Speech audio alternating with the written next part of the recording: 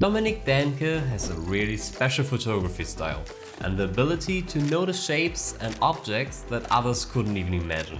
His creativity to utilize shadows is something I have never seen before, and such a unique perspective is really inspiring to me. In this video, we're going to take a closer look at his work and what you can learn from him.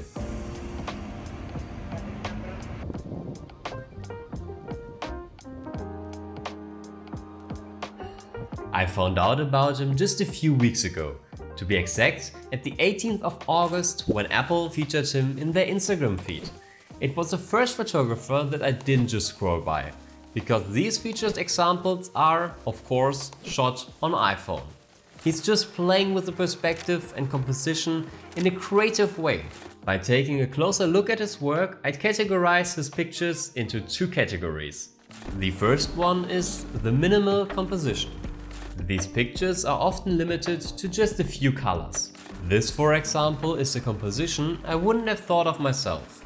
Placing the point of interest so far in the top right corner is a unique idea.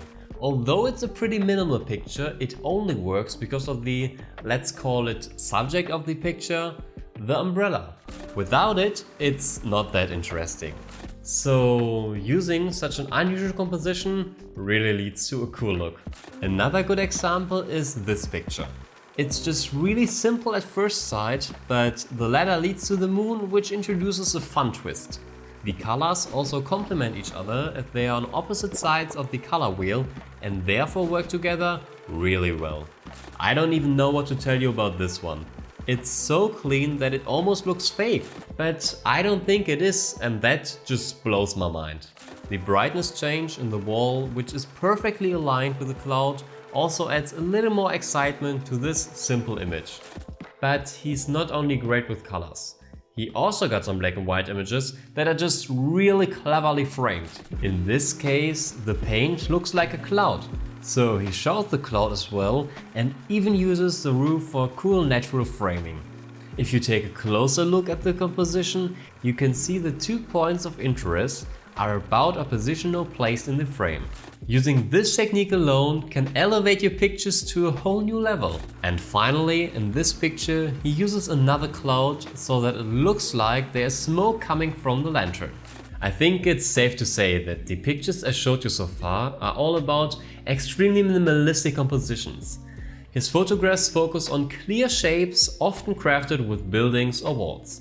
And to get some pleasant results, he uses harmonic colors or the absence of them. But I think the second category is even more important and outstanding for me personally. Because his use of shadows is wow. Let's take a look at it. He uses the shadow of a possibly dead tree to complete the form of the healthy one behind the corner. It's also cool that the dead part of the tree is almost in black and white, and the healthy part is quite saturated, which adds to the story of the image. In this example, it looks like the mountain in the back is casting a beam of light onto the wall, like a kind of inverse shadow. I think this one is especially impressive because you only get this composition with the exact angle, height and distance from the wall. So it's much harder to see compared to the next one, for example.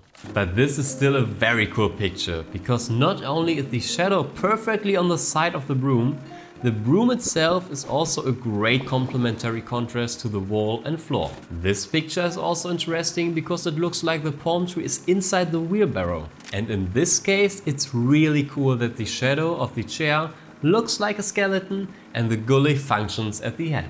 We probably all saw a chair similar to this one in the past.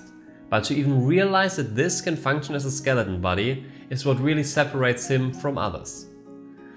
Okay, but to be fair, I don't know whether these pictures, especially the last two I showed you, are self-made compositions or really coincidences. But nevertheless, these pictures are still fun and creative, and I think they can inspire you for your own style of photography. And another aspect to look for out in the streets.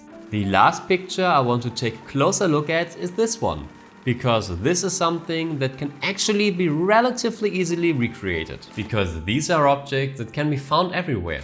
And there are a lot of symbols or objects, such as these stones, that can be used with these type of pictures. There are many more pictures I could have shown you, but I think you should just follow him and explore them for yourself. I hope that with this analysis I could show you that there are always new ways in street photography to stand out and maybe get inspiration for your own style.